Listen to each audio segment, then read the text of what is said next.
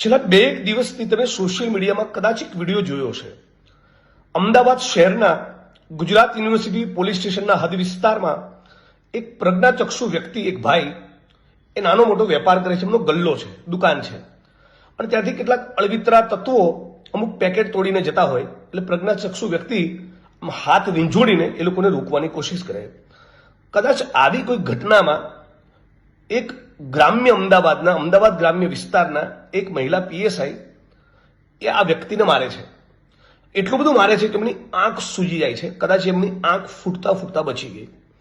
એકથી વધારે મીડિયાની ચેનલો સમક્ષ આ પ્રજ્ઞાચક્ષુ વ્યક્તિ જણાવે છે કે મહિલા પોલીસ કર્મીએ ગુજરાત યુનિવર્સિટી પોલીસ સ્ટેશનની અંદર લઈ જઈ મને ઢોર માર માર્યો છે। આજે એ વાતને લગભગ 48 કલાક કરતા વધુ સમય થયા। આજ દિન સુધી બીજા વિસ્તારની મહિલા પીએસઆઈ ગુજરાત યુનિવર્સિટી પોલીસ સ્ટેશનની અંદર કથિત રીતે ઘૂસી આ પ્રજ્ઞાચક્ષુ વ્યક્તિને માર મારી જાય તો મહિલા પીએસઆઈ ઉપરાંત ગુજરાત યુનિવર્સિટી પોલીસ સ્ટેશનના સ્ટાફના કર્મચારીઓ પણ કાયદાની કલમ પ્રમાણે આરોપી બને। મુદ્દા નંબર 2 હત્તો એ છે કે આ બેન ટણીવાળા ટોન સાથે, માફીના ભાવ સાથે નહીં, જાણે ટણી કરતા હોય એવા ટોન સાથે આ પ્રજ્ઞાચક્ષુ વ્યક્તિના ઘરમાં ઘૂસીને એને કહે છે કે જે થયું ભૂલી જાઓ, પતાવટ કરી દો, વાર્તા પૂરી કરો। એવો આખો એમનો ભાવ, એવો આખો એમનો એટીટ્યુડ છે। જે પણ મીડિયાના લોકોએ બાઇટ્સ લીધી, બાઇટ તમે જુઓ તેના પરથી તમને સ્પષ્ટ દેખાય।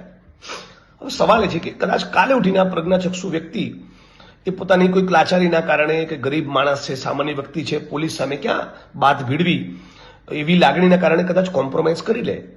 પણ સવાલ એ છે કે શું ગુજરાત યુનિવર્સિટી પોલીસ સ્ટેશનના પોલીસ ઇન્સ્પેક્ટર, એમના સંબંધિત એસીપી, ડીસીપી અને જોઈન્ટ કમિશનર પોલીસ કે અમદાવાદના પોલીસ કમિશનર, આમની જવાબદારી નથી બનતી કે ગુજરાત યુનિવર્સિટી પોલીસ સ્ટેશનમાં ઘૂસી પ્રજ્ઞાચક્ષુ વ્યક્તિને માર મારનાર અમદાવાદ ગ્રામ્યના પેલા મહિલા પીએસઆઈની સામે ગુનો દાખલ કરી? એ જ પ્રમાણે અમદાવાદના એસપી અને આઈજીની જવાબદારી નથી બનતી આ મહિલા કર્મચારીની સામે ખાતાકીય તપાસ હાથ ધરે, તાત્કાલિક અસરથી એને સાઇડલાઇન અને સસ્પેન્ડ કરવામાં આવે અને પછી આગળ જતા તપાસમાં ખુલે કે ખરેખર અમને પેલા પ્રજ્ઞાચક્ષુ વ્યક્તિને માર્યો હતો અને ગુજરાત યુનિવર્સિટી પોલીસ સ્ટેશનમાં લઈ જઈને માર્યો હતો, તો એમણે પણ ફોજદારી ગુનો દાખલ કરવો જોઈએ।